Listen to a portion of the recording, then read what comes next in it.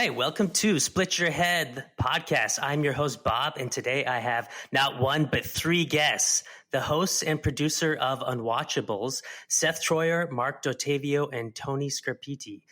I hope I pronounced that right. Scarpitti? Spaghetti. Thank you, Seth. Okay, Tony Spaghetti.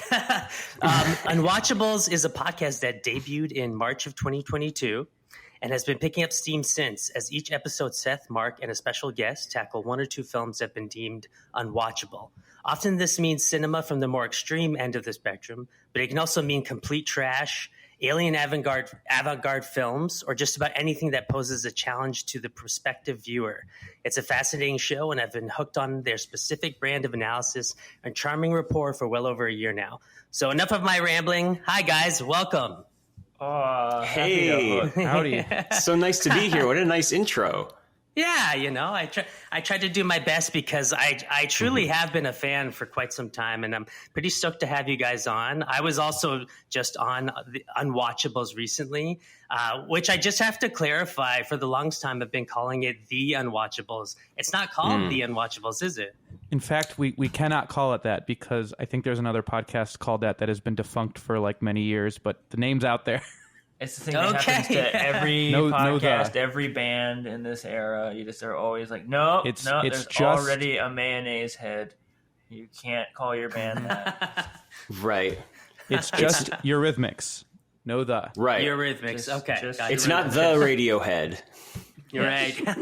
Yeah. Which, our episode with Bob just came out today. Mm-hmm. How lovely. Although it the day of recording anyway. In the future when this comes out. It will be. This will be coming day. out almost a month from now, 5 weeks from now, whatever that day that is. Listener, do you remember when you could refer to this day like that in the past? Do you remember that? Those were the days.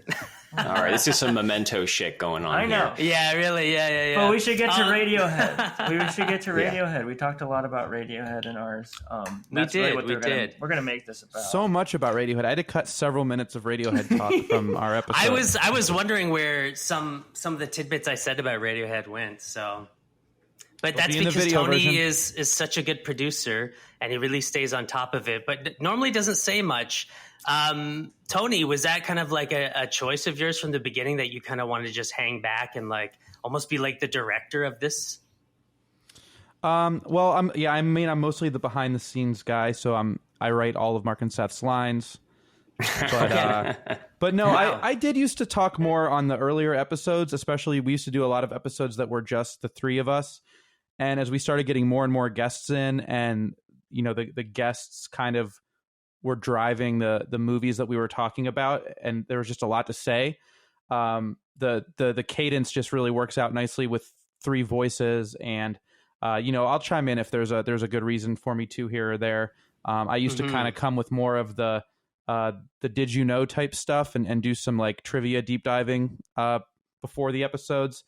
I think my biggest contribution to the show, other than making it exist, is probably on our Roger Waters episode. If you want to go listen to some real... Do you mean John Waters?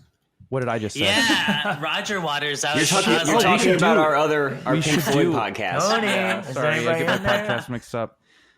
Man, I was just watching that John Waters video I sent you guys too. That's the kind of research that he would do. That's so invaluable. No. That's why I don't talk anymore. Is I couldn't say anything correctly, but...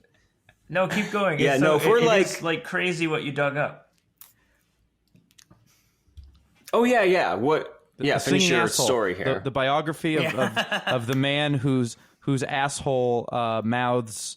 What's the song? Whatever the song is. Bird is the word. Bird is the word. Surfing bird. Right? Surfing bird. Yeah. Flamingos. Yeah, in our episode 13, featuring our friend Robin Geiler, featuring our friend Roger Geiler. Yeah. That's Roger Waters singing "Asshole," right? Where he sings "Comfortably Numb" in the middle of Big Flamingos. So is it for hemorrhoid cream? Yeah.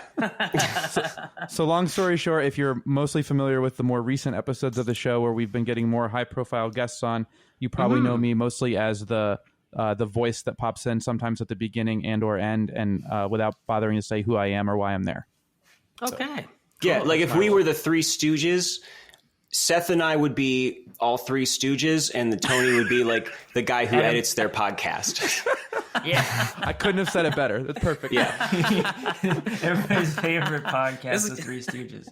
But Tony, he made the music that plays at the beginning of every episode. Oh, cool. Okay. And has helped us come up with ideas and how to structure and stuff. So he is helps run all of our social media stuff and put the pictures together and everything that we put on Instagram. So it's very helpful. Not everybody has the luxury of having somebody who can help out with that kind of stuff. Yes. Yeah, totally.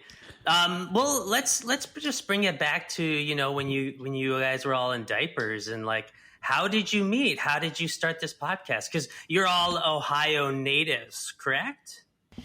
Been here since the beginning. And still in diapers, actually. But awesome. That's another thing. But singing buttholes? Well, Seth and I, Tony and I have been friends since like high school, and Seth and I would say we were like friendly, kind of friends of friends, and he was living away in Columbus for a while. Okay. Well, before that, I cast you in a movie. Oh, sure. That I made. Oh, this is interesting. Yeah, called, it's like a miniseries soap opera post-apocalyptic thing that I made. And it was centered around Mark and his partner at the time, living through the post-apocalypse. And it's called Ronald Wants to Be a Barber. And I just sweet. thought it was a good excuse to get Mark in a dress as many days out of the week as I could. And nice. Yeah. He's still coming up with new ones, but yeah. Oh, yeah. Yeah, and then during COVID, I was in like a couple of Zoom kind of weekly movie clubs with different people. And one of them was with Seth. So we got to talking, remotely just about different movies. It's just kind of a fun thing to do. And, it became apparent that I think we enjoyed talking to each other, but also that a lot of times we were coming from different places. So we would have really interesting discussions. And particularly the cook, the thief, his wife, and her lover was my pick for 1 week. And I remember especially that could have been like an episode of Unwatchables, really, because I think Seth found it a little rough. Okay. As far as being like getting through. But you ended up doing some other Peter Greenaway films, didn't you? At some point, Baby of McCann. Right. Oh, you did one film. Right. Okay. Mm-hmm. Cool. But yeah, our guest didn't think that Cook the Thief was unwatchable enough. Which I did at the time of us having movie club, and it was always the thing where I'm just trying to have a good time. And I missed my friends, like while I was living in Columbus during the pandemic. So I was like just trying to catch up with my friends. We'll watch a fun movie. And every time it was Mark's turn, it would always be this big old, scary, dirty, make you feel sad movie. Like it wasn't that like bad. I think the week before, the one before that, it was like Breaking the Waves, which I just like. I think it's a great movie, but I just was like, right. This is a week where I don't need this. One. And then the next time around, I was like, this sounds like a fun movie. It's all theatrical. I'll watch it with like my partner. Yeah. And like we were just like, who is this? They were just like, who is this Mark guy? Who is this Mark guy that you hang out with? Makes us watch these movies, right? These unwatchable movies. And so it turns into like Mark and Tony just torturing Seth. Like that's basically the podcast. It honestly, well, the whole time that felt that way at a that groundwork was being. Yeah, the whole time that groundwork was being laid, I was in one of the other movie clubs with Mark that he's referring to, and we were watching stuff like The Matrix and Top Gun and like all these old noirs and the Cabinet of Dr. Caligari and all these really badass like fun movies that were a great time. And meanwhile, Seth is being like locked in a dungeon and tortured. By the way, Seth, you were the one who picked The Devil Probably, which is one of the biggest bummers that. Oh my God. We ever watched. So the Bresson film? Yeah. Yes. Okay. Yeah. I haven't seen that, but yeah. Well, that is the flip side. I am really into like fucked up intense stuff. Like I got into that because of Dennis Cooper, which again is like very very intense. I used to be a big fan of his work. I really liked The Sluts. That was a good book. Yeah, I read a whole bunch of his books back in the day. Tony loves the sluts. He loves Sorry, I don't even know what you're talking about. Oh, okay. No, he said that he loves all things Bresson, and I was just like, I'm going to try and watch that because I want to be a bad little gay transgressive as well. And okay, I was Bresson is gay transgressive. Well, Dennis Cooper is, and I just I want him to think I'm cool, and he won't return my emails. So that was my one thing, was bringing him to Movie Club, and that one could definitely be on our podcast. Oh my god, like just like the sheer like beyond the non-narrative and the just crippling like over the top nihilism. Bresson has this whole like, I'm just gonna film somebody's chest for no reason while they're talking, and you can think all you want about like why you would need to look at this person's chest or their feet or whatever, Okay. Sounds like Russ Myers. Just like yeah. You didn't say what gender, so yeah. No. Anyways, that's true. No, it was not like that. No. Okay, I'm just joking. But yeah, we kind of thought it was going to be like me showing, making Seth suffer through a bunch of stuff. But honestly, I feel like I get horrified a lot more often now than Seth does. Yeah. Well, it's proof that like I can bring things that we all have our things that are just like, for some reason, this one just I have fun with, even though it just makes the other person just have a horrible time. I don't know. It goes back and forth, kind of ping pongs. Because everybody has their own. That's what we've kind of found. Everybody has their own limitations, their own phobias, their own things that are just like kind of make it so that like, why the hell am I sitting down and spending my time with this? Is always the thing. Right. I mean, maybe that's the thing about something being unwatchable. Is just it's such a subjective thing, really. Like one man's unwatchable is another man's watchable. Exactly. And that's the one thing that we try to do each episode, is give everyone a chance to say whether they would unwatch a movie if they could. So the basic idea is it worth going through this, whether you think it's a great movie or a piece of garbage? And we've definitely talked about both of those. But I like to think that there's always a chance that it's going to be something that is of merit. So we try not to do a lot of things that are just like, oh, this movie sucks, and can you believe how bad it is, and who would want to sit through this? I'm more interested in stuff like, our first two episodes that we decided to pair together were for Antichrist by Lars von Trier, who, by the way, we've done a bunch of ones by him, and probably more to come too, because he hardly has a movie that isn't disturbing like that in some way. And then Freddy Got Fingered was the other one to kind of show that we can cast a wide net for what we would consider to be on there. And then you guys followed that up with Salo, right? Yeah, did a big one right out of the gate.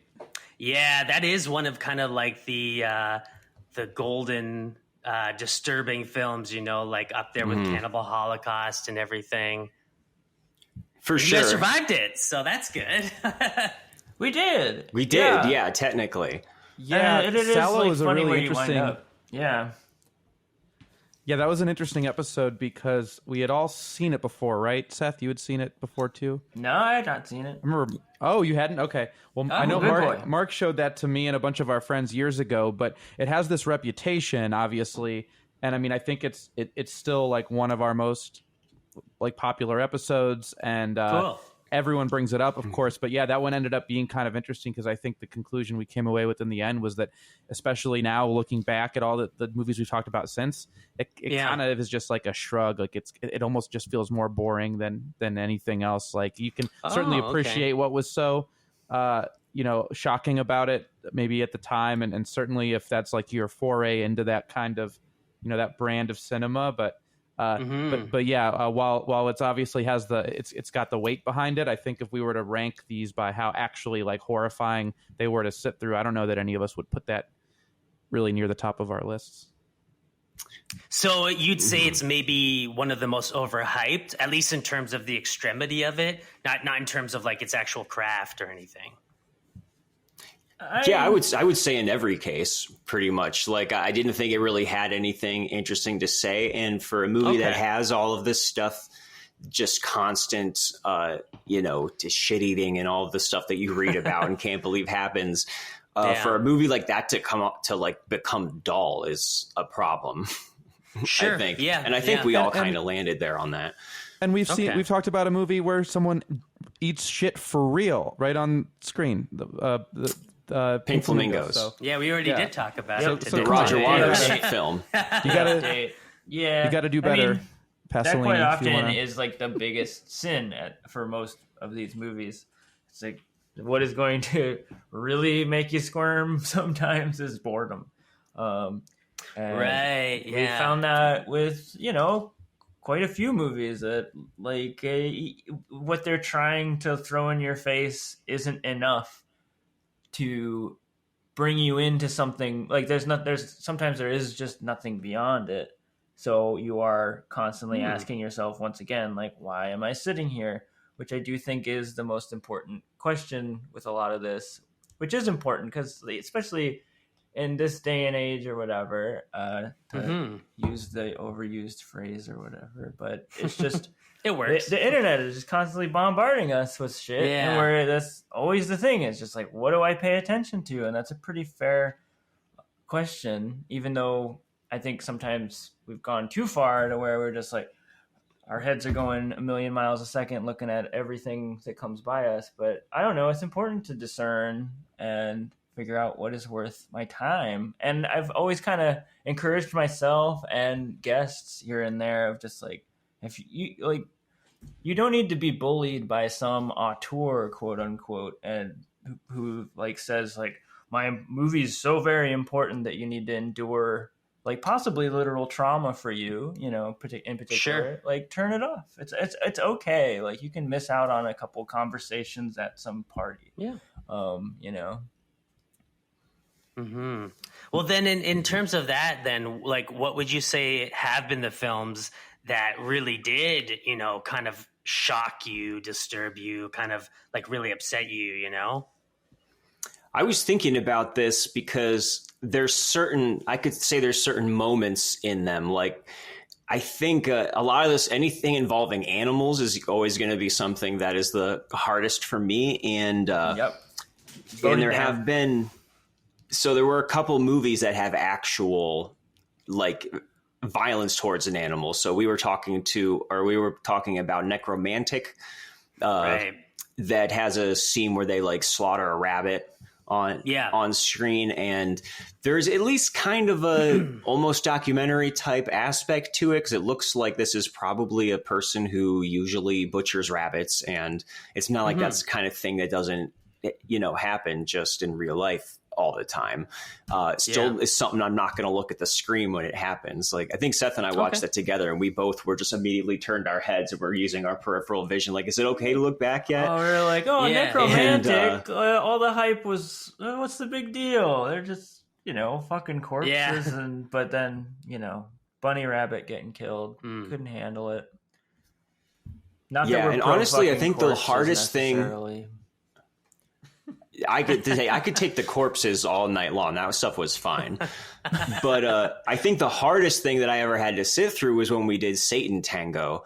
And there's a long sequence where a little girl is like tormenting a cat, which she very clearly is actually putting the animal in distress for like a long, long stretch of time. And that was really, really hard for me to sit through, besides the fact that I have and love cats.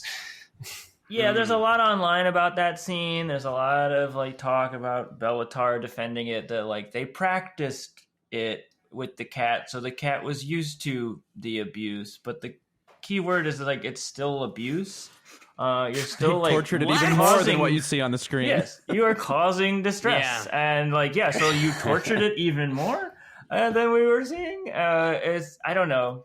That is one where I feel like it's still something that doesn't get talked about enough, which is kind of the funny thing that you see about Satan Tango being like, it's this almost 8-hour movie. It's this classic undertaking for cinephiles, which we were just like, we got to do it on the podcast. Mm-hmm. And it is interesting, like almost everything you find about it is either like a 1-star where you're just like, I didn't fucking finish this because I don't have time and this is super pretentious and whatnot.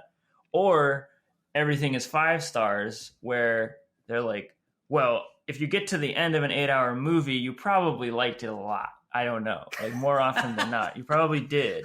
The ones in the middle, which actually me and Mark, that was one of the ones we really agreed on, which we both gave it kind of like just in a kind of shrug, like in the middle review.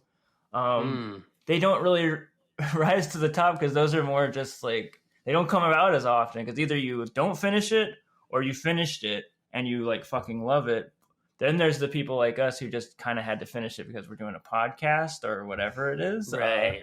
And yeah, I don't know. It was kind of interesting to see that. I think there's just a lot of the voices don't get heard that are just like, actually, Bellatar, this is maybe more than we ever needed. And maybe this could have been a fine 4-hour movie even, which I think is where we both kind of landed. So then in terms of like what's been the most extreme for you guys, it sounds like it's some, things that are kind of more on the lines of like unsimulated kind of depictions of like cruelty, as you said, towards animals. Like has anyone made a film that has contained like a simulated, like clearly, fake scene that's really affected you guys? Well, is it time to talk about Irreversible yet? I was just about to say it's probably time. That's a great example too, and I agree.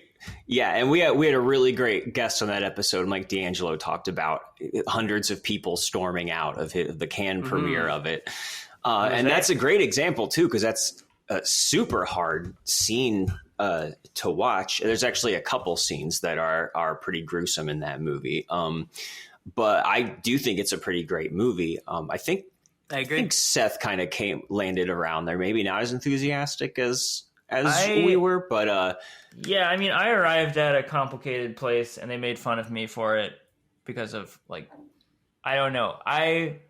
There's the big like rape scene, which is just, that's my limit with a lot of things and why I at first kind of begrudgingly entered this podcast because I know what I'm signing up for is a lot of movies with sexual assault in them, like in this canon of like types of movies, right? That extreme content is just that comes up a lot. In these which movies. That is one of the most notorious scenes, which it is like this stationary shot, and I do think you can listen to the episode as far as like detail, but I do think it is done respectfully and like with reverence to that act, and like that it is cruel and evil, and there's nothing like at all like titillating about it, like in the way he makes it. For me, what was difficult was like I endured that, and I like spent the time with it, like just thinking about the world and how this like happens in the world and everything. And then the way the movie is set up, like we go backwards in time to before that happened, and the movie like just continues, and that's when I felt like I would have walked out of the theater or something, because I was just like, okay. And now after I've endured this pain, I'm now supposed to like go back and like pretend like I'm just like watching a fictional story unfold and like I'm just gonna watch a movie now, I guess. Which is just, I don't know. Like my response was like, I need to like leave. I'm like too upset. I don't know. Like, that's I don't know. Just the idea of finishing the movie felt like too much to ask at that point. And we talk about it in the episode, but so what ended up happening is we were all three watching this one together. It just so happened. And Seth sat, like he said, through the rape scene, which is very, very long and, very well acted and brutal to watch, and then walked out during the pretty simple cheery part of like what happened before, where the couple's just hanging out and rolling around in bed and playing in a field and all this stuff, and it was so we kind of gave him some shit for it at the time, because what a funny part of the movie to walk out during, but in the discussion around his walkout, which of course is set in the context of Mike D'Angelo sharing his experience of seeing people walk out of the Cannes premiere. We actually got into a lot of, I think, really great analysis of how that works and why it kind of is a testament to how successfully he pulled off this kind of unique time slide thing and the way the movie's set up. And yeah, that's one of our I think our kind of our banner episodes. I agree. If anyone's listening and is curious to check one out. And not a lot of like it's not always a movie that has like a particularly one single horrible thing in it. Like we did Funny Games fairly early on, the Michael Haneke film, and that still, I mean, I think it's a brilliant movie and one of the best that we've talked about. But it gets like deep under my skin. The whole movie, it just puts a knot in my stomach like the entire time. It is not a pleasant sit going through that, even when I'm, admiring it. And I mean, I guess, there's definitely really horrible things that happen in it in particular. Or like we recently talked about Compliance, which was a movie I wasn't crazy about, but it's okay. The first, but still the actual like depiction of what happened is just so queasy and uncomfortable and tense to sit through. That stuff like that will be something that sticks with me, that I'll remember like as a visceral experience, sometimes more than just, the movie that showed you something really gross in one scene. It's sort of like the manipulation of people and kind of like overpowering people, especially to such a like long degree, that can really mess you up. But something that was just kind of popping in my head when we were talking about Irreversible, and it also kind of connects to Funny Games. So for Irreversible, when they shot the sexual assault scene, from what I read about it, Gaspar Noé basically let Monica Bellucci and I'm not sure the name of the other actor, but he basically let them choreograph the whole scene. Was just like, you guys, you take care of it, do what you need to do. And there's a similar scene in Funny Games where Michael Haneke did a similar thing of it's right after the son gets shot. This is in the maybe he did this for both, but at least the original version, the son gets shot and the couple's left like kind of consoling each other and crying. It's like one of the most brutal scenes in the film. And for that scene, he basically was like, okay, we're going to turn on the camera and leave you two alone in the room to like take care of the scene and do it on your own. And both those instances to me seem like really ethical ways of dealing with actors, and really like letting them, like acknowledging that what you're about to put them through is really uncomfortable and could be demeaning and traumatic for them. And it's like saying, look, like we all understand the intensity of this scene. And I think that you two probably know the best way that you can do this for each other, So I don't know. I just, when you bring up the whole thing, Mark, earlier about like animal killing and how it affects you in films and stuff, like I love hearing stories about that are kind of like the total like extreme opposite of it, I think Lars von Trier has a pretty bad reputation for his actors, kind of putting his actors through things in particular. And I think we talked about that, at least in Dogville, because I don't know, every female actor seems to come out and have some sort of traumatic experience, whether it's, Bjork in Dancer in the Dark or Nicole Kidman in Dogville. And it seems like some of these edgelord directors just are not as interested in making sure it's like a safe environment for they're not aware of that. Shame. Like it seems wild they're not aware of that kind of cringe factor that I do kind of think about when I'm watching these difficult movies. It's just like, and there's a guy, it's already weird that I'm sitting here watching it, but there's also like, how do you not as a director make a decision like Haneke did, which is like unorthodox, but like it makes total sense now that like and like on top of it all, there's like an added weirdness to me being behind the camera and like orchestrating this and making this happen. So like rather than there is something really wonderful about that, to like allowing actors to have their space with it and it being like just emphasizing that collaborative aspect of it and it not being like Trier or famously Kubrick, right, being this string pulling puppeteer about it and everything, and like I couldn't imagine thinking that was the best way to get someone perform for you, is to make them feel like they don't have any agency, or they're not being respected.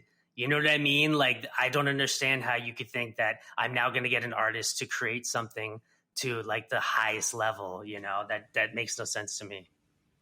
But that's me. And I think also it's like, it's a bit of like a thing of the past, you know. I think that directors, you know, just used to be tyrants on sets, you know, and now they're kind of like being called out for it. So, yeah, and I'm sure that'll come up again. I know we have a long list of movies that we might eventually get to, like Last Tango in Paris, which would be like a perfect way to talk about how, you know, why we use intimacy coordinators now. Yeah. And why it's important that people totally like know and have control with what's going on. Mm-hmm. But yeah, I mean, it does. But yeah, it doesn't always get that. It's not always this heavy. You know, if you listen to this show, we sometimes we do cartoons. Have stretch things out a little bit. We've done cartoons, puppets with Bob. Puppets. Yes. Yeah. I just done straight up porn. That's true. Yeah, but you guys didn't watch Deep Throat, did you? You watched. I think I wrote this down here. Misty Beethoven. I'm not going to remember. Misty Beethoven. Oh, you know what? I actually The Devil and Miss Jones. I wrote in the list porn. Yeah. The 70s porn. Golden age of porn. Yeah, like that was actually our first 3 film episode where we talked about Devil and Miss Jones was by the guy who did Deep Throat and Let My Puppets Come. And okay. Yeah, and then we did a couple other ones to kind of show the gamut. Like one was a comedy and one was a dark drama and the other was whatever the hell Devil and Miss Jones is. And so that was interesting, just doing the research for that. And we had a really knowledgeable guest on about it and everything. And what is Jenna, it like? Right? Jenna? Yep. Yeah. That's right. Iron Cupcake. She was on my show recently. Yeah, she came on to talk about the Roberta and Mike Finley, 2 exploitation directors. So she works loves at a all library, and she is a library unto herself. Amazing wealth of knowledge about the most niche aspects of film, especially like pornography and underground cinema and everything. And we were just so pleased with like Misty Beethoven, so psyched about that one because it is I don't know, it is a very fair answer to like Burt Reynolds in Boogie Nights, who's like wanting to make like what there's a movie after they've come, you know, and there really is in that movie. It's like an enjoyable porn comedy movie that is not just like frat boy necessarily. I mean, it's still like low ball, no pun intended, a little bit throughout the whole thing, but it does feel like you're watching a movie and sex is the main drive in it, sure, but you know, it was great to see something. It was silly. It felt more like Airplane or something, like that kind of sensibility behind it. And so I just think it's really interesting to look at a movie like that. Or we didn't do Deep Throat. I think part of it was because there was it was starting to sound like a real bummer with what the star of that was saying about it not being consensual and everything. Mm-hmm. But it is fascinating just to think, okay, now we've all heard of Deep Throat or about these 70s golden age of porn movies, but sit down with it in 2023. Like, what is really the deal with this movie? Like, does this hold up against other movies? What is it really like? And all of these films that have those kind of reputations, it's just fascinating to me. Like, what is the... Like, let's sit down and watch The Passion of the Christ right now, completely divorced from the history of it and the phenomenon that it was, and Mel Gibson. And like, what is the deal with this as a movie? And it is fucking bizarre. It's one of the weirdest movies we've ever talked about. It's and probably top to bottom, the most violent too of anything that we've watched. Blood. Yeah, I'd agree with that. I think that I'm not sure which one of you guys pointed this out, but it was something that I had an issue with it as well. Was that because I'm an atheist. I actually, like, my parents didn't baptize me. Like, I wasn't raised around religion. So me going to this film, I'm like, can you give me a little more context? Like, it's just like thrust Jesus right into all this torture, and I'm just like, tells you nothing else about him. Like. Why should I care about this particular guy who's being bloodily tortured for give 2 me like hours? a Star Wars scroll of text or something. No, yeah. Yeah, if you can think about it as like an alien from another planet coming down, it is like, whoa, why is the music getting like that? Where is this going? Like, this is a good thing that he's getting ripped apart by a cat of nine tails and everything? Is it good? Like, why is the music doing that?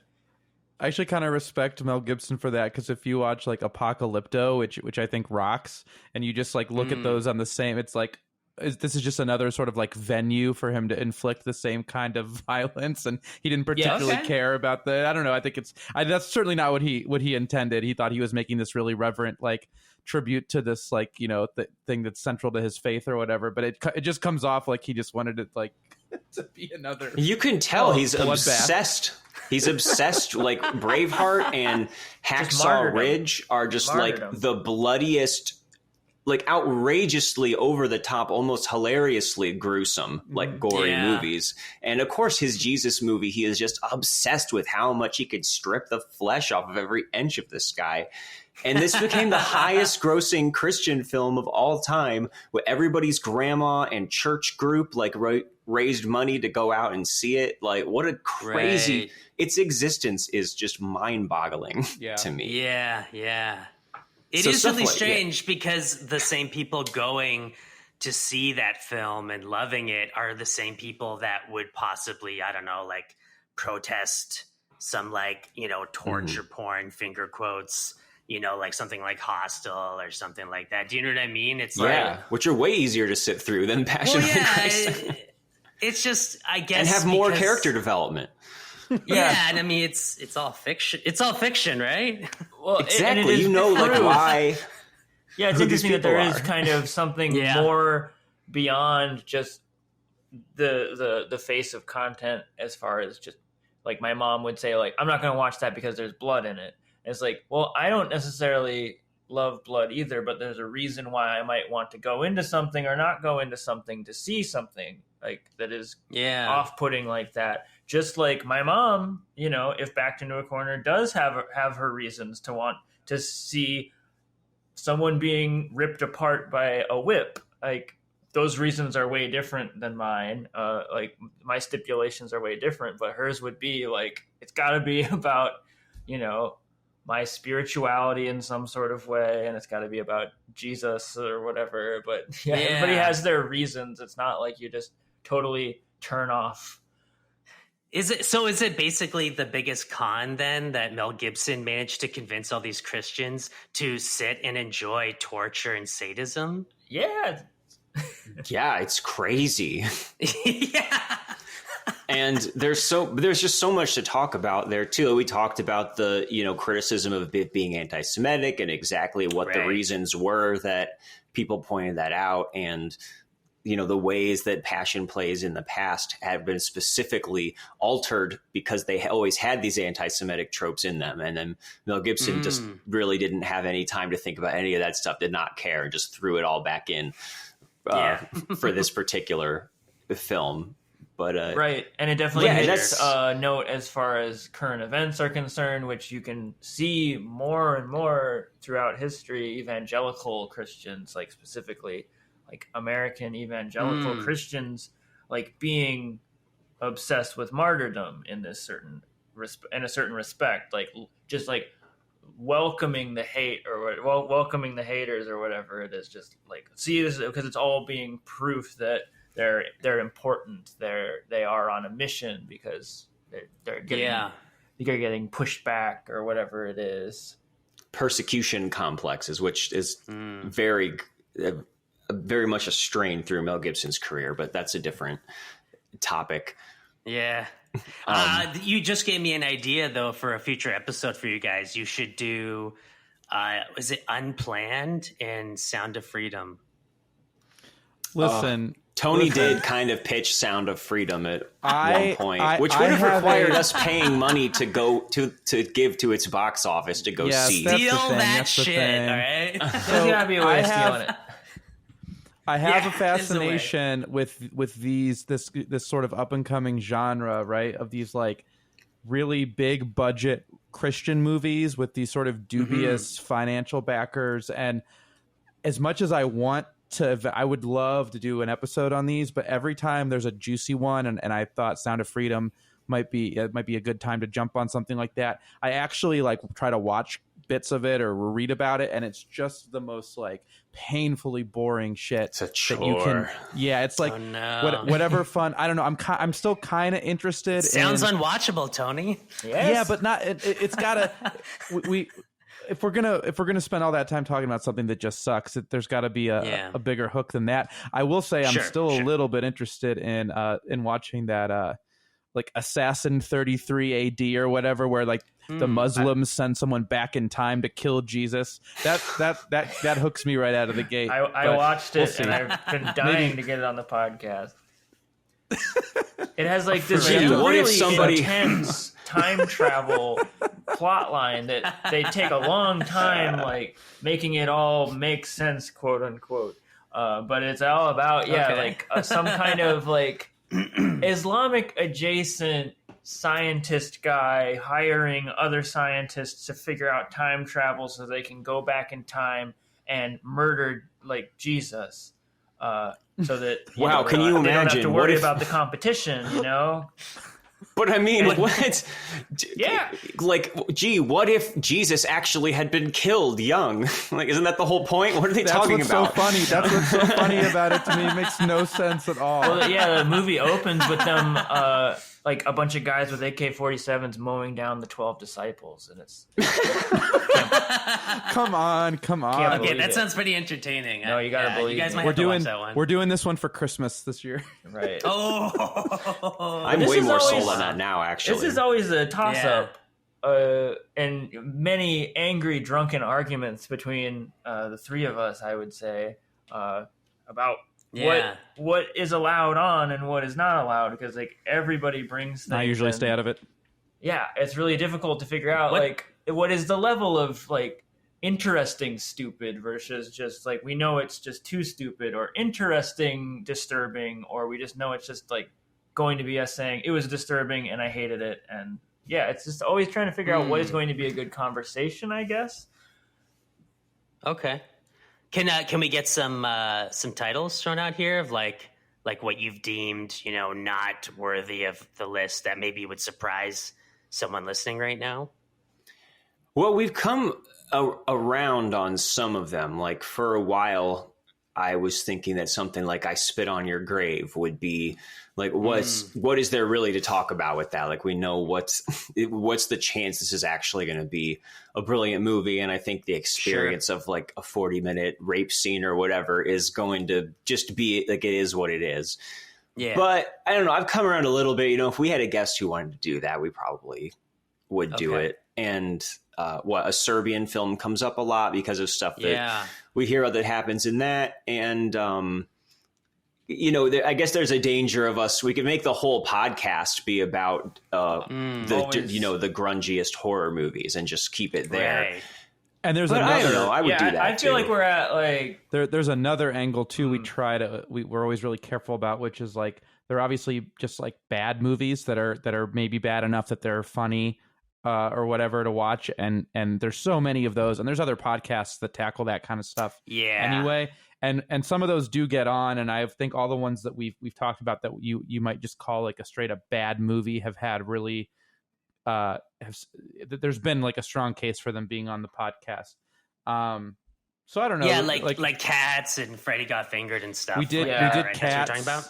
Or like one of my favorite that was movies a bleak episode. One of my favorite movies is Clifford. And I just really wanted that on the podcast. Oh yeah. I did feel like that was a good example of it's not like Ed Wood, like an Ed Wood movie where it's just totally like from the word go you can tell it's just like all falling apart and it's funny with this guy doesn't know how to make a movie. These are like it's more interesting when it's like a real film and they're going out on a limb, like with Clifford, which Clifford is like, it's Martin Short playing a 10-year-old boy, But like doing it like, which sounds like a comedy sketch, and then you stretch it out to a movie length where they're taking it like kind of very seriously at a certain point where it almost feels kind of nightmarish, and like he's like a evil little 10-year-old boy, and it just like goes too far in this like interesting sort of way that to many people it's like, yeah, it's like interesting, bizarre oddity, or to other people it is just turn it the fuck off. This is an absolute failed attempt at something, which that is always trying to find something that kind of rides that line where, yeah, we've always been like, well, The Room, but The Room has also been covered a million times. And it is like one of those where you're just immediately like, the shtick is that this is very clearly an inept filmmaker, but you know, I don't know. I do think there's a case for The Room if it hadn't been picked over so much, that because it is coming from fucking Mars, and it's like this very unique director that you are seeing it all through. Right. Yeah, you know, what else is there to say about that movie? Another one that was a good example of maybe us not knowing how it fit into the thesis was Seth was a big proponent for a long time of doing the Lindsay Lohan movies we talked about. I Know Who Killed Me in the Canyons. And there was we had some skepticism about whether those really fit the bill. And I think that ended up being a really good episode with we got into a lot more than just like talking about the movies, I think. I was very resistant to that for a long time. Yeah. I don't blame you. And we talked about it too, what the concerns were, like, well, what's it doing on this podcast, and then also why are we talking about Lindsay Lohan in the year of our Lord 2023? Why we need to we piling on to someone whose career is already pretty much over? But we talk about it on the episode, and that was not the approach at all, because our guest was a huge fan of these movies and very thoughtful discussion. They were both very bad movies but which we came from it. Yeah, I agreed that on the concern where like we do not want it to be just like we're shitting on this actress who's already been shit on a million times. Like the angle should be more like, maybe folks are wrong. Let's see if they're wrong and go in with like a fresh perspective. And I think like in a lot of cases we did find that like it was far from her being the worst part of the movie. Like she's fine in these like what you find in I Know Who Killed Me and the Canyons is like all kinds of horribly strange, misguided ideas, and they're not coming from her. She's the best part of both of them. Yes. Really. So it's just, there are a lot of podcasts out there about, you know, movies that everyone hated when they came out, and we're taking another look at them. So I just want to be careful when we decide to focus in on one of those to make sure we really carefully choose when we breach that line. But it ended up being a great episode. I was super happy with. So I need to accept that sometimes, not often, but every once in a while, I can be wrong. Let me into your heart. Maybe only then, you know, but we'll see. Well, I think that's what I find refreshing about Unwatchables, is because all the other podcasts have like they'll only do extreme horror movies, or they'll only do So Bad It's Good, or they'll only do this or that, where you guys have sort of like you're cherry picking, and it's all curated to go along with like a thesis in a way, but it is still like quite a lot of variety, and it's all kind of like linked together through your analysis. Yeah, like that's what Clifford and Pink Flamingos have in common, is that they can be on our podcast. Which, you know, this is the only podcast where you get probably the only gay person you'll ever meet, Mark, that doesn't like John Waters movies. I just kind of, I think it's amazing. I think it's just a wonderful anomaly. Yeah. Like you never, there's all kinds of people in this world. That's actually become go ahead. Oh, go ahead.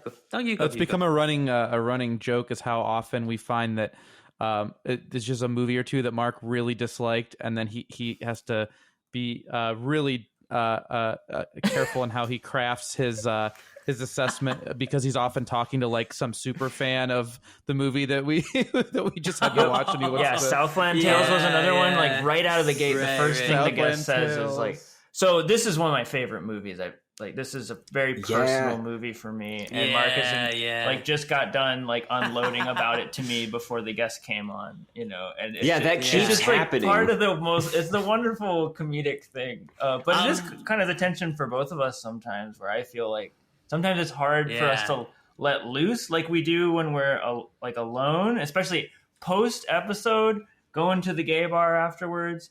It gets intense between Mark and I sometimes. And sometimes they're like, man, we should have been recording. Or like, if we didn't have the guy who writes for Vanity Fair on, where we felt like we had to impress him, we might have said like, you know what? That's stupid what you said. That's not true. It's funny that you guys bring that up because like I've noticed that maybe a little bit, but there was only one episode that stood out where I felt really bad for the guest, which was the Harmony Korine episode. Oh, really? I was just about to bring that one up.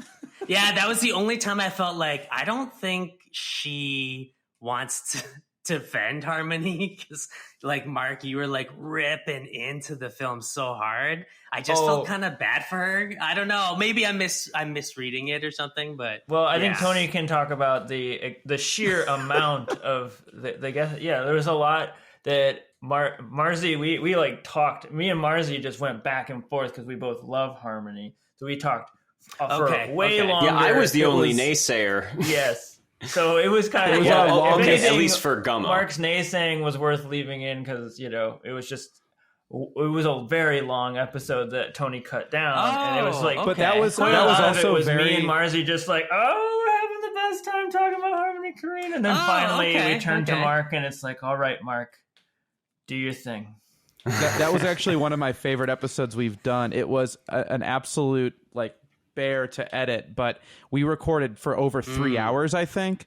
And oh wow, okay. And it's because Marzi had a ton of great things to say. That was the thing. It was like we were talking to an encyclopedia of Harmony Korine. Okay, like Marzi had all this like various Harmony Korine like memorabilia and stuff. Like we're like an ultra super fan, and we were all in person, which made the dynamic of the recording a lot different. So the conversation can certainly get like, it's a little, you just pick up on cues a little easier. It's more like you're just hanging out talking. And yeah, the YouTube version has all the stuff or a lot of the stuff we cut out. I'll watch that. Yeah. Or maybe it doesn't. I can't remember. We didn't do video for that one. So that no, it was so edited that we had issues with the video because we were all in person too.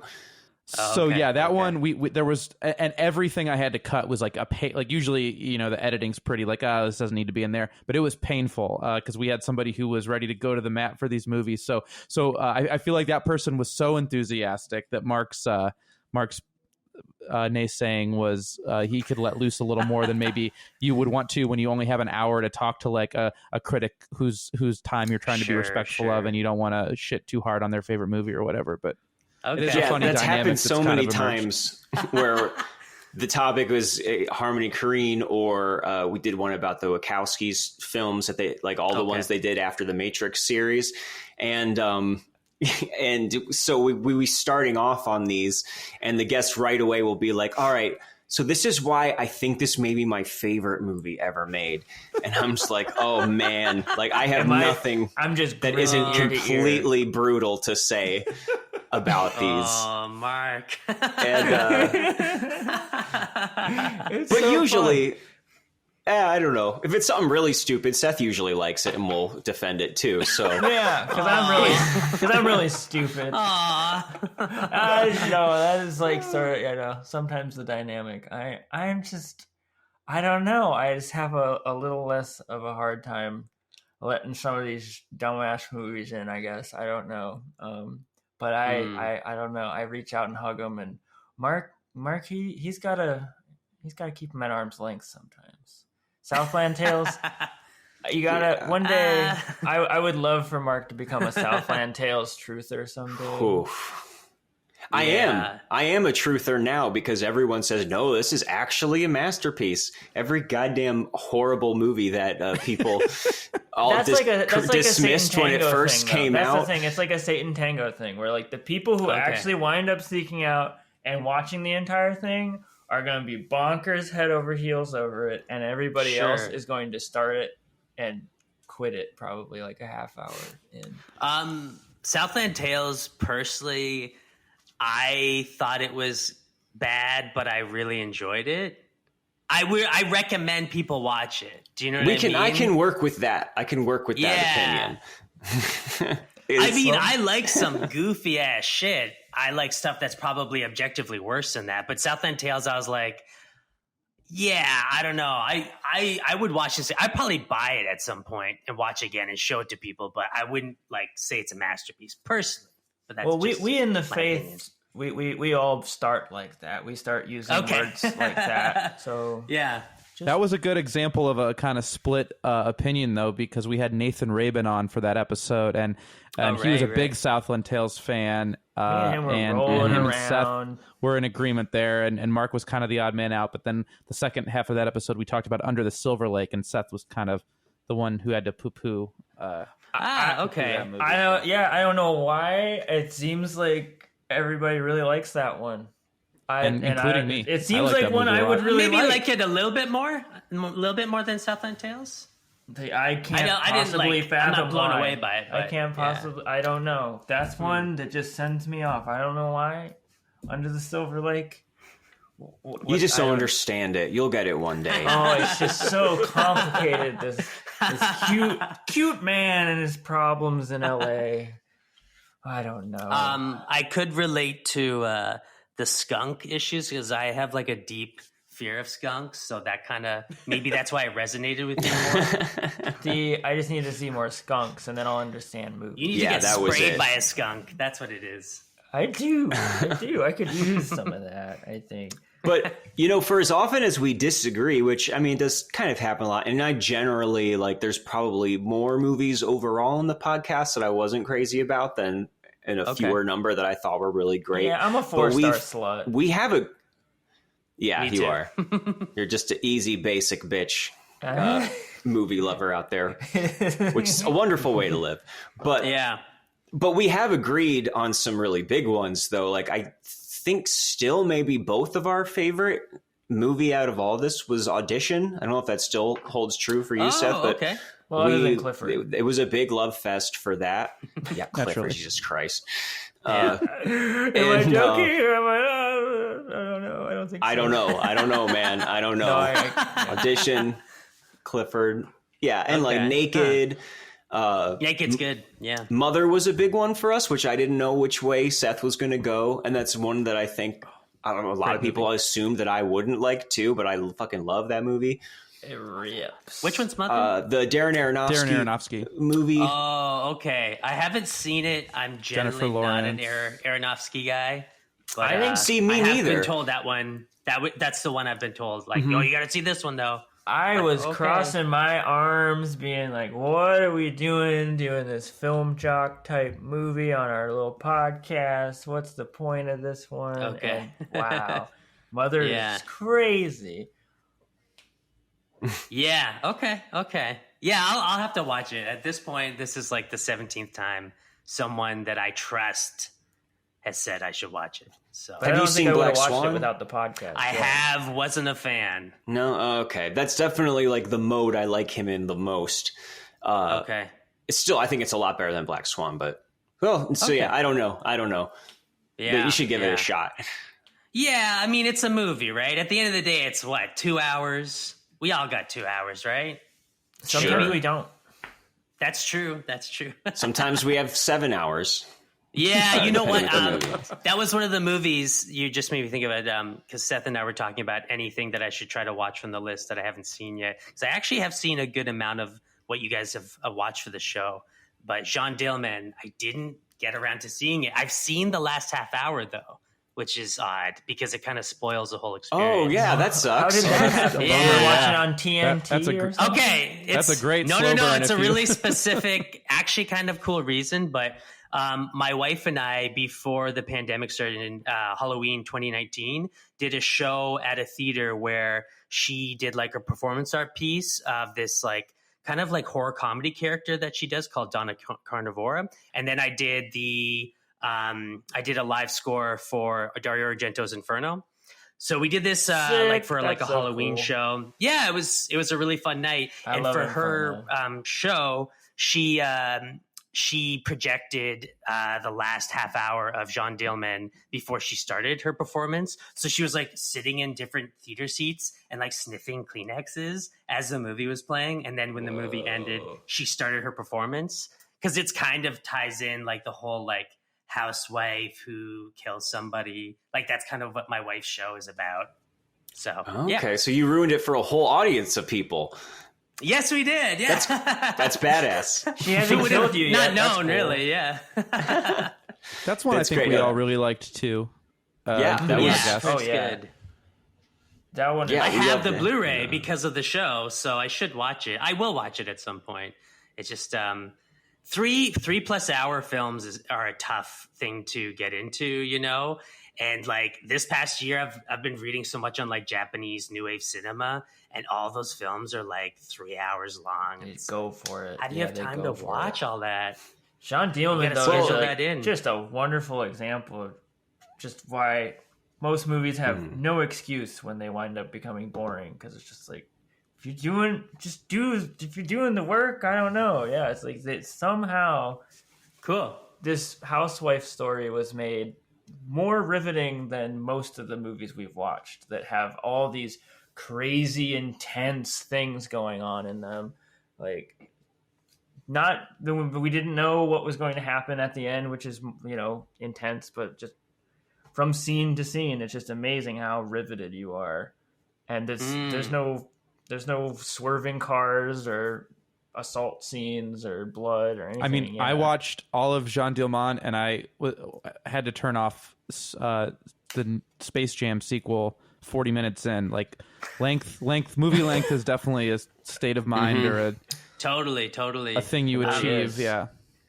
We my wife and I tried to watch that movie Blonde when it came out, and we got an hour 40 into it and switched it off. And it's like, I think 2 hour 40 or something. And we got that far, and we were like, you know what?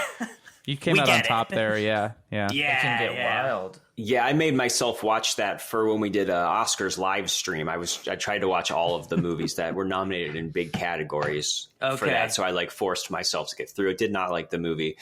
But, you know, it's a bigger risk when you're watching a long movie that if it's going to, you know, if it's going to suck, that's a lot.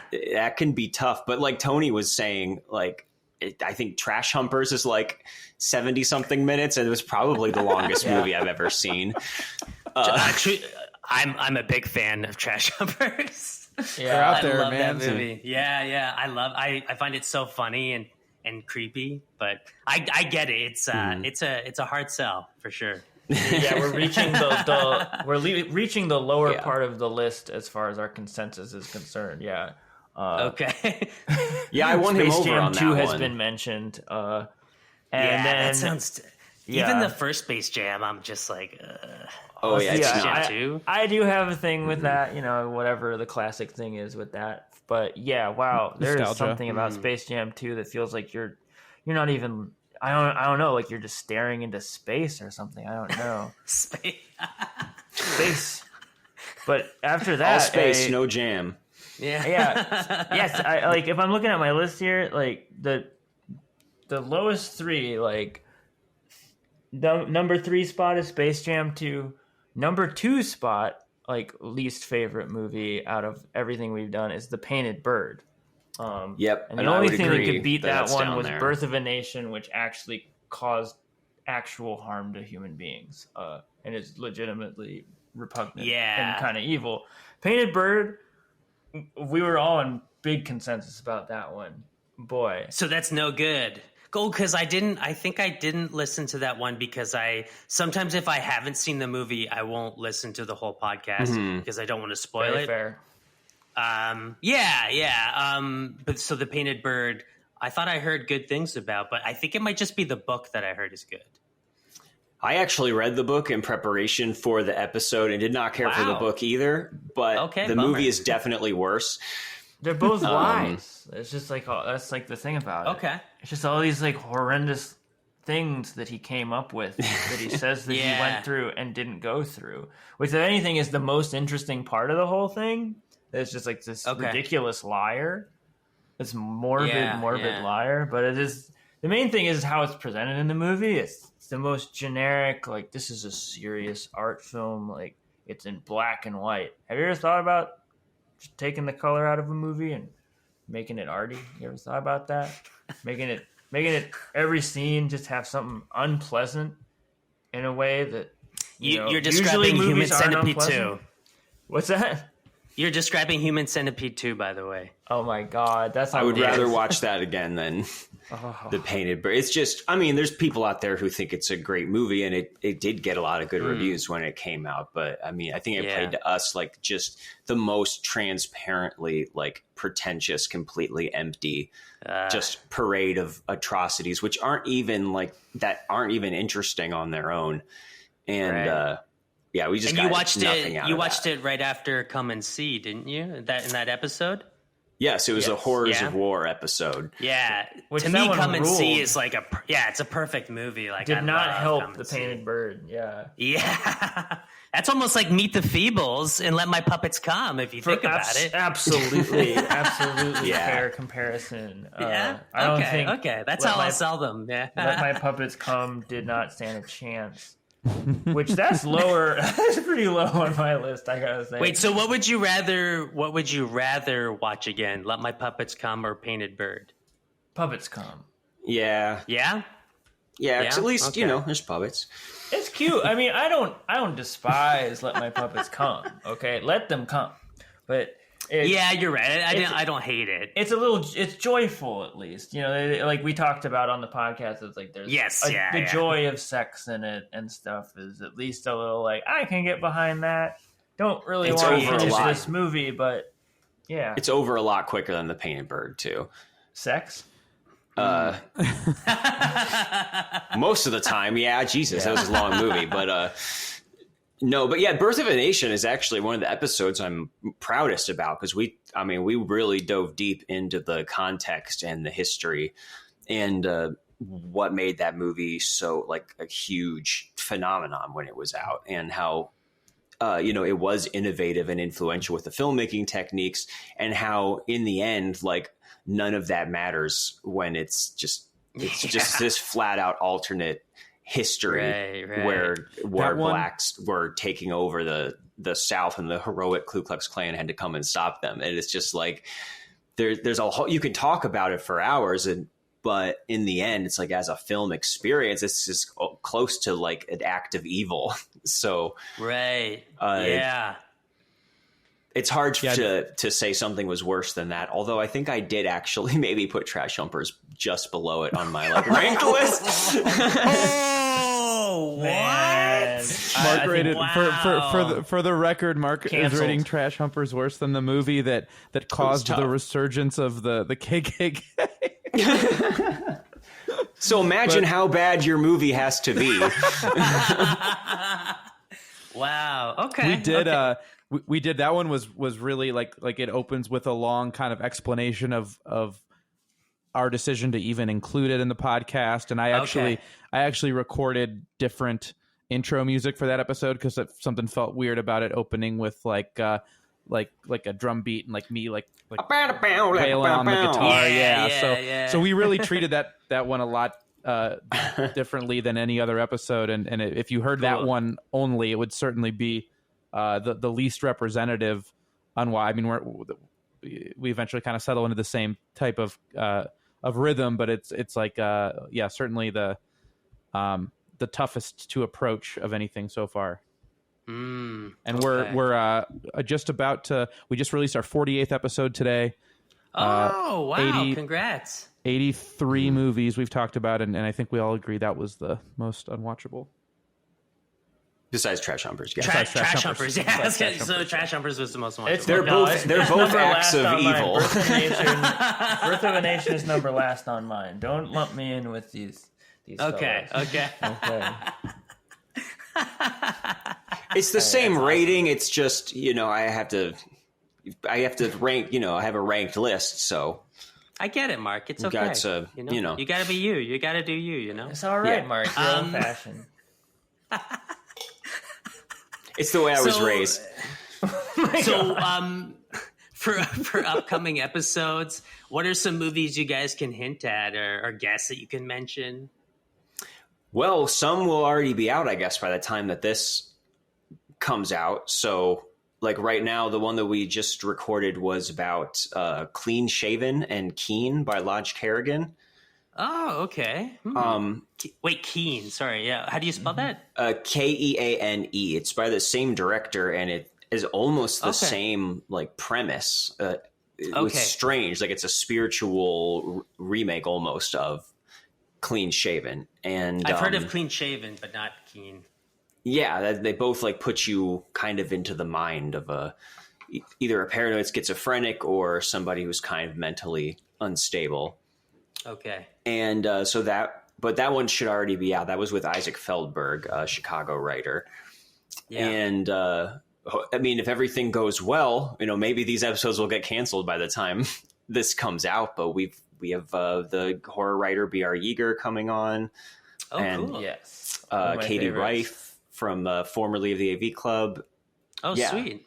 So we've got some, Henry Portrait of a Serial Killer. I'll go ahead and say it. That's okay. Yeah. Have you guys seen that one before?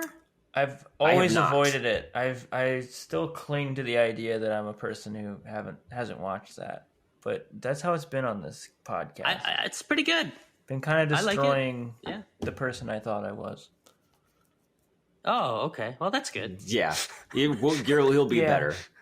Yeah. It's pretty disturbing. So.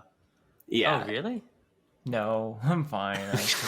I mean, you can. It's just in moderation, that's all. That's true. Mm-hmm. Yeah. Yeah. And we should have a return to Larry Clark land coming up, because we did an episode on kids and Ken Park. It was one of our earliest ones. Yeah. We're doing Bully. We're doing Bully with we're going to tackle Bully. Bully's a tough one. Yeah. Mm-hmm. I think there might be an uncut version of it that I haven't seen. I think I have like the cut version on DVD. So, yeah. Boy. I don't know if it would still hold up, but go ahead. Well, I'm going in. I think we're both going in with the thesis that this is like the best Larry Clark film, which neither of us were crazy, I think, about kids or Ken Park. So we're going to see if that proves to be the case. It depends what the balance is of artistry to leering at sexy young people unnecessarily for the whole damn movie. So we'll see. Yeah. No, you've got a good point there. I think it might be his least exploitative, but also maybe most disturbing on like the surface level. Do you know what I mean? Yeah.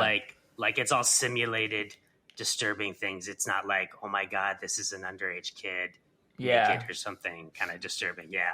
So that's a more preferable level. Yeah. It hopefully has more of a level of like psychological or sociological insight than his other films too. That's what I'm hoping for, as opposed to just, based on a true story. Look how crazy these kids are. Yeah. Or an excuse for him to like do drugs with them, like behind the scenes. He probably was. Uncle Larry. There are some really disturbing pictures out there of him hanging out just like shirtless with all the kids. Where's your mom? Great. But before we end, I was gonna I don't know, just turn. Not that I don't know if we're nearing the end or what. I don't. Your air conditioning on? I don't give a shit. Yeah, no, that's the refrigerator. He works fine, okay. and he tells me about it sometimes that he's working. But it's I was gonna turn the thing back on you, sort of like, I know you're kind of a connoisseur of intense movies and everything. Like that's why we had you on and everything. Like, what are some of your like? What do you think we should do, or what would you do, and what are your thoughts on like the whole thesis, sort of like as far as like what you like to endure, what you don't like to endure? I'd love to hear more about Bob and Unwatchables, sort of like Bob's Unwatchables. I mean, at this rate, like I'm a very curious watcher. I'll pretty much watch anything in terms of like, I don't know. I kind of go case by case in terms of ethical stuff. The things that really bother me, if anything, are like anything with kids involved with like sexual content. So for instance, like in the realm of the senses, which I think is a fantastic film, like the scenes in that are kind of the kind of thing that I'm like, okay. Yes, we did that one. Can we get the cut version? Why? I don't need to see that.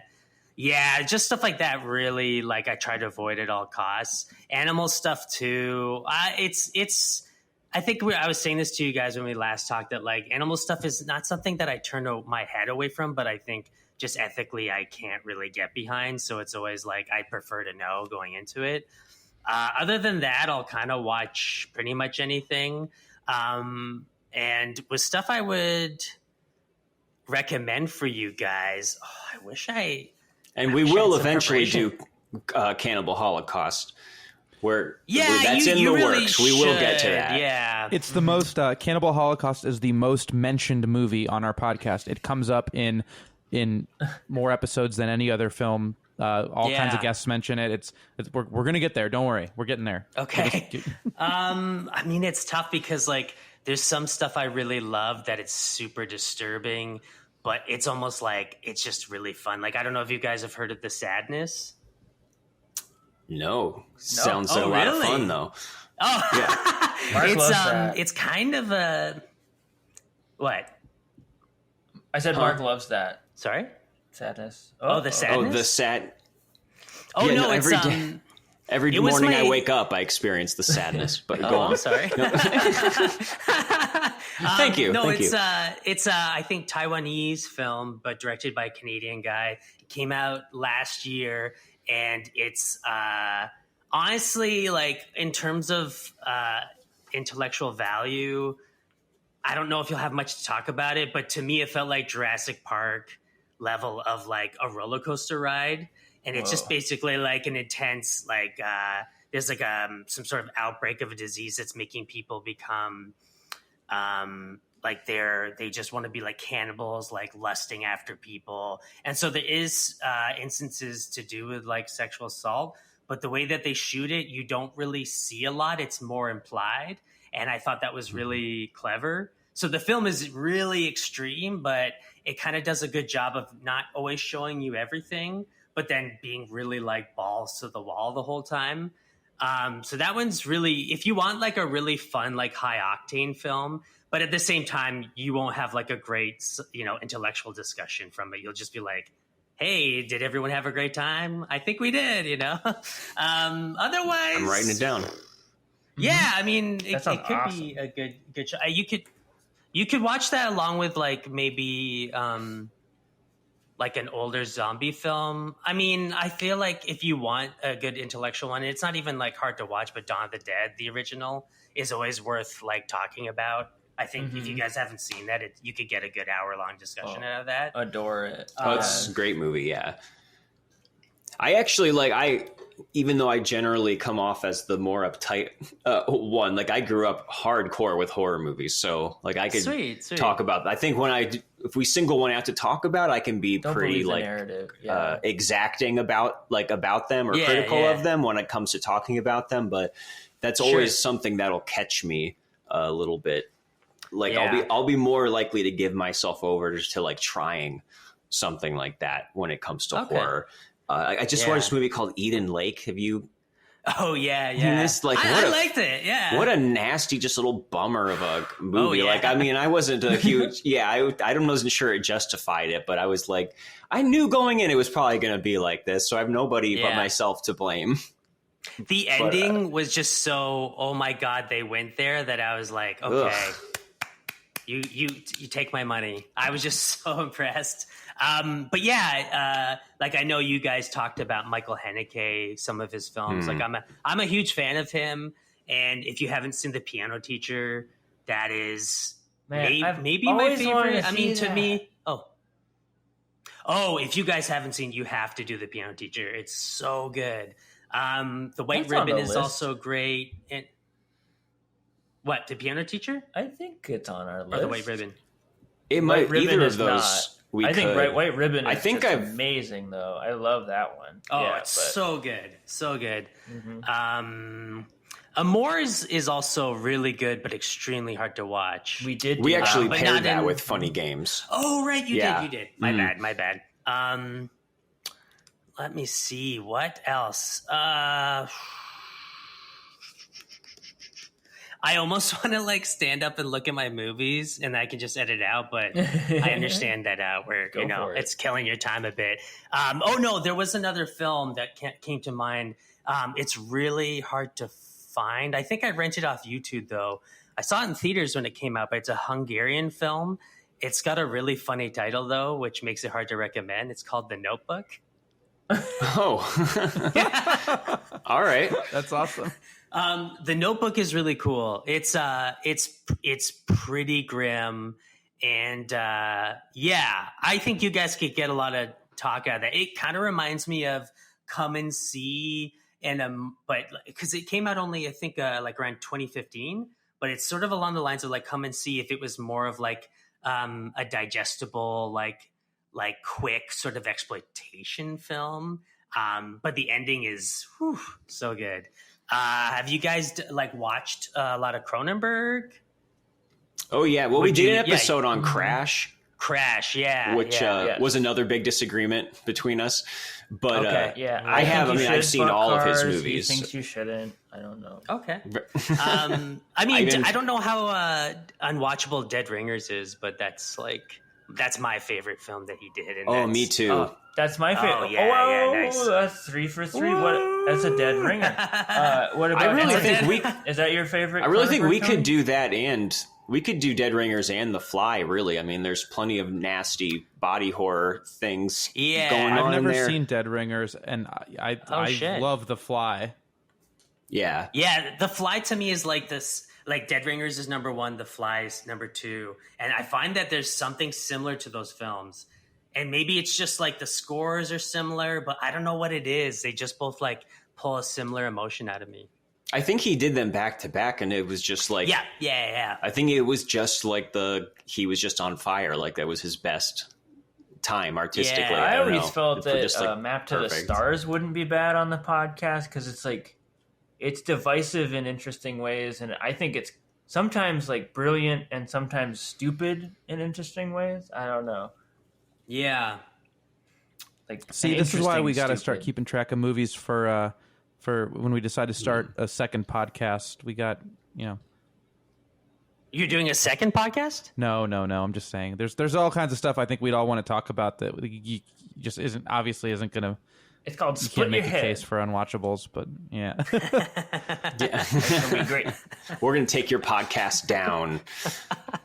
Unwatchables was like, there's a joke in there where it's like the Unwatchables like split your head, like you just remove one word. Does someone want to down? watch your head and split your headables. So you guys watched Possession, so I would recommend maybe dipping back in those waters. Andrzej Zulewski. Lamar Brack is a wild one. Diabelle's a good one too. I'm writing them down. And the one that I found the most bizarre that you guys would have a lot to talk about. It's called Shamanka. It's like Shamanka. It is so fucked. And then like, have you guys seen The Cremator? Yes, I brought that. Actually, to the that was one of the ones that we did podcast. Yeah.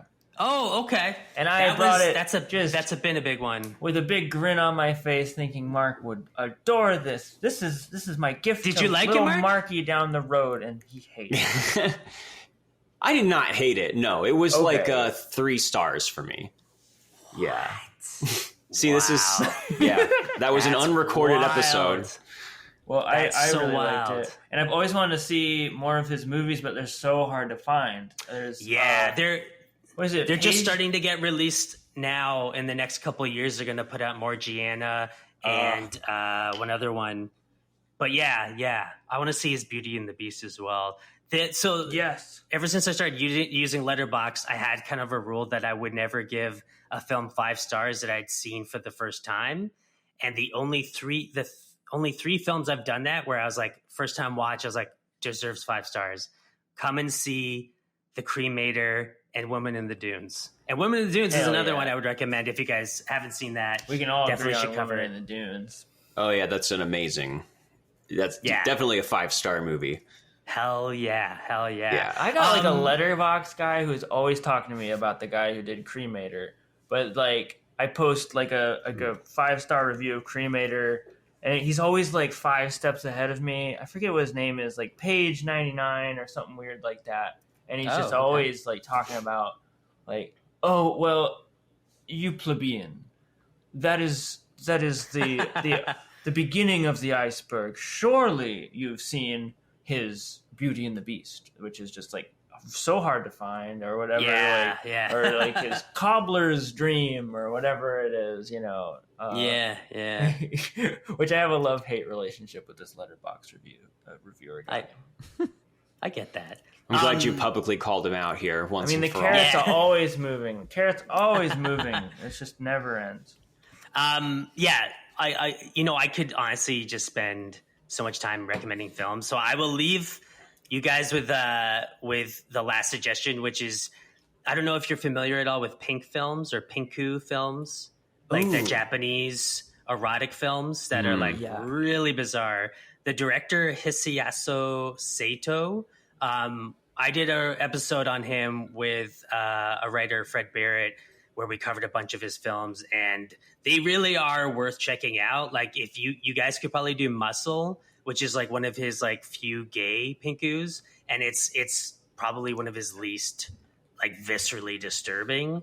But you'd have a lot to talk about with that. They're also, one of the best things about his films is they're all like around an hour long each, so they're easy to just kind of like one or two. Yeah, so I could, if you guys want to read up on that director, it sounds like something you want to dive into, I could recommend like a couple more or something. But yeah, pink sounds films. Good. Yeah. They're really wild. You kind of have to read up on the history of them. Into. Yeah, it's there's such a bizarre history behind them, and Japanese, they really do things differently, you know. So their films are way more disturbing, but then everything is like the genitals are fuzzed out. So you're just like, what? This is crazy. I love that stuff because again, it's just like proof that so many of these things are kind of just arbitrary, and we don't know why we do what we do as far as content is concerned. Yeah. Or like recoil as we do to certain things and not to other things. It gives you a lot to talk about, I think, on podcasts. But yeah, before I let you guys go, I just have a quick questionnaire that I ask all the guests. So don't have to think about each question for too long. They're very straightforward questions, but maybe we can just go like in a clockwise order. So Tony, Seth, Mark, if that works for you guys. Sure. Or you can just all yell them in unison, and we can just have like chaos of words. But yeah, just a few questions, and then you'll be on your way. So tea or coffee? Coffee. Am I next? I forget. We already failed at this. Tea. Yeah, I'm more of an energy drink person than coffee, so I think I'll go with tea. That's not an option. Oh, okay. So choose one film for the rest of your life. Yeah, that's not go on, Tony. The Sluts? I'm going to go... It's a book. Oh, all right. I'm going to have to go with Space Jam, A New Hope, or whatever the fuck it's called. A New Hope. Oh, okay. So you can finish it? I don't know. I can't watch. What do people do for this? People just really just snap off an answer that quick and then they move on? No. When I had Payson on from Tomb Mold, he picked Happy Gilmore. Oh. Ooh, that's a good move. That's the kind of movie you should pick. I'm going to pick Groundhog Day. There you go. Just melt inside of that movie and live there forever. That's fine. Might fuck you up actually now that I think about it a little more, but that's my that was my gut answer. That's my answer. I like that. Seth, you're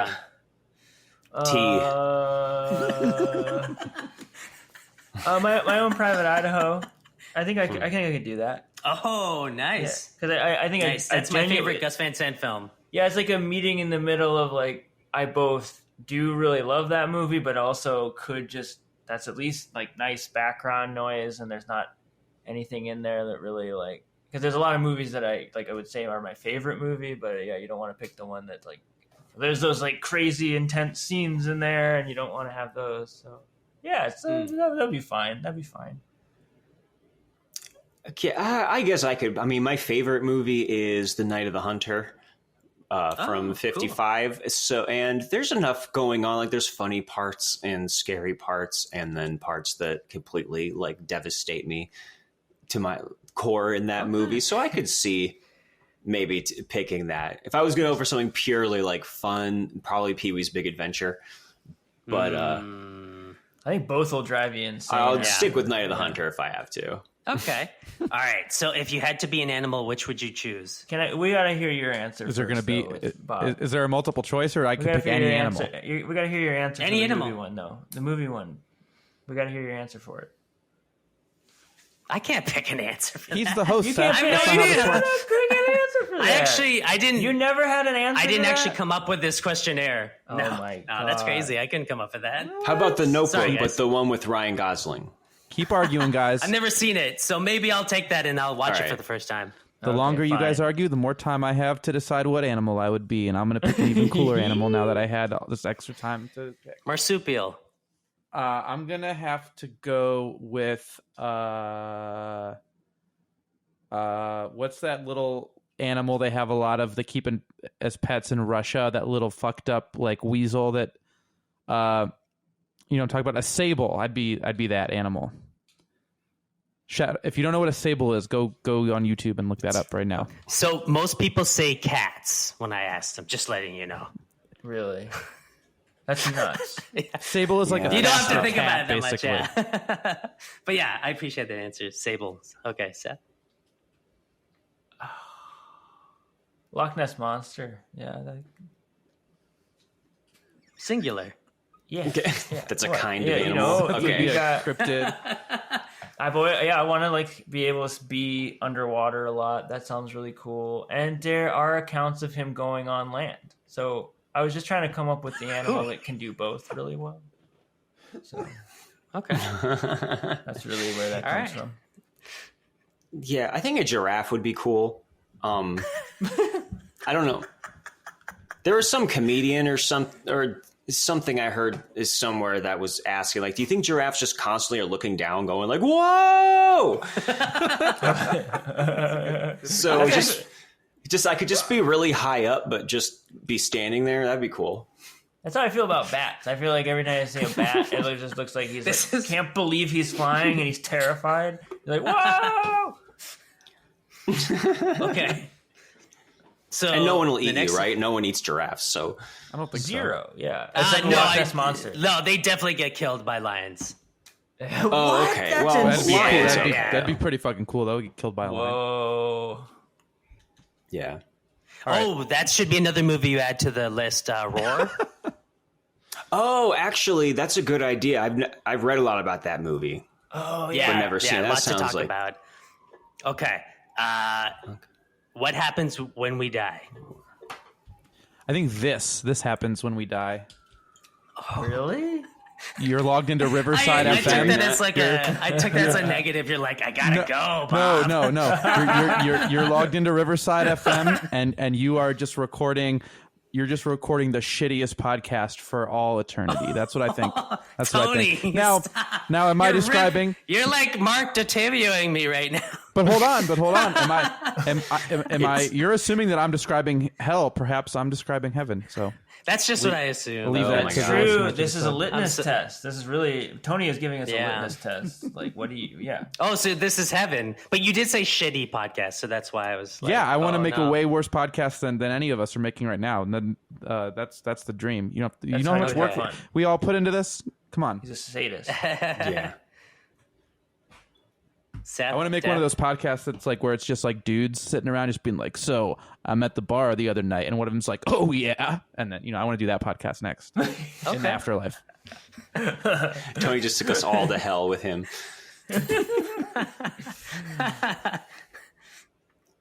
What happens Come when on, we Seth, die? on the spot. What happens when you die? All right, this is an easy one. This is an easy one. Okay. Easy is we just boy. I don't know. I just, you know what? I think I'm one of the people that just You can say that. I think I just fine. do not know. Some people pass. I've just been trying to figure it out for such a long time, and I've not. Seth knows. He just doesn't want to tell us. I know, that's the real thing. Mark? Yeah. Oh man, I totally know. What? I have the address of where you go, and I'm not going to tell you because I don't want to see you there. But wow. Me? No, you're welcome. I was throwing shade at Seth. You can come. I'll text you the address. Just don't share it. You should have agreed on movies with me. Yeah. Okay, last question. Song title that best describes your life. Yeah, it's a tough one. Hold on. I'm gonna try to think of all the songs real quick.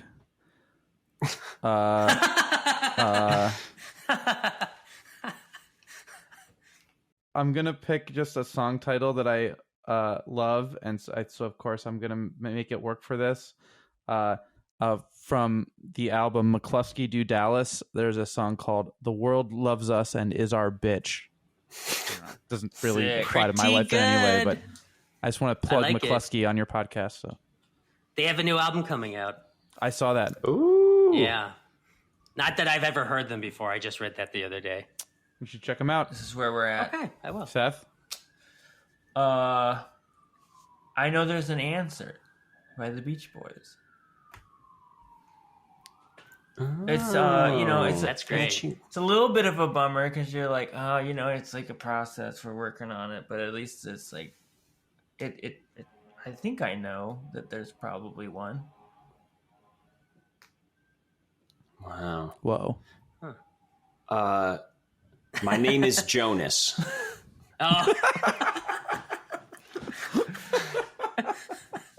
And I'll just let you figure that one out. Yeah. Okay. That song makes a lot of sense to me. Mm-hmm. No, just the title. Oh. Yeah. Nothing to do with any of the He's also only read about that one. Yeah. Oh, okay. Yeah. You've never heard.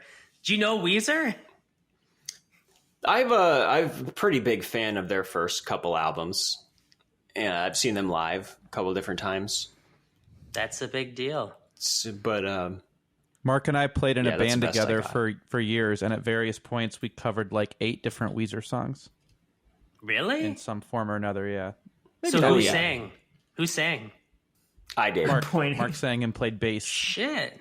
And we're all pretty regular karaoke goers as well. I saw Tony in Seth's story singing a song that sounded familiar, but I didn't know what it was.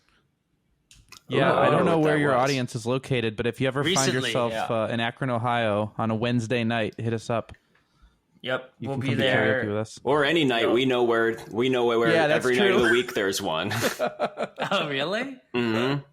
I've never done karaoke, and it's because it hasn't really come up, but I've never really been able to wrap my head around it because I don't know if I'm supposed to be doing it seriously or funny. I can't, Karaoke is which one is it? I feel like begs for its own like angle. I think every song probably has its own, your way of approaching it or something, or how you feel, how you want to communicate it, right? I feel like. I don't know. Okay. There's certain ones I think are. It just depends. If you can't really sing, always go for funny. And if you can sing, then throw your heart into it. That's what I say. I think that should be our closing thought. Thank you. That's beautiful. Who said you were the snarky one, Mark? Yeah. And I always say, my name is Jonas. I wish you could just say the next line. So bad. Nope. He's not going to do it. He's not going to do it. Nope. He's never heard it.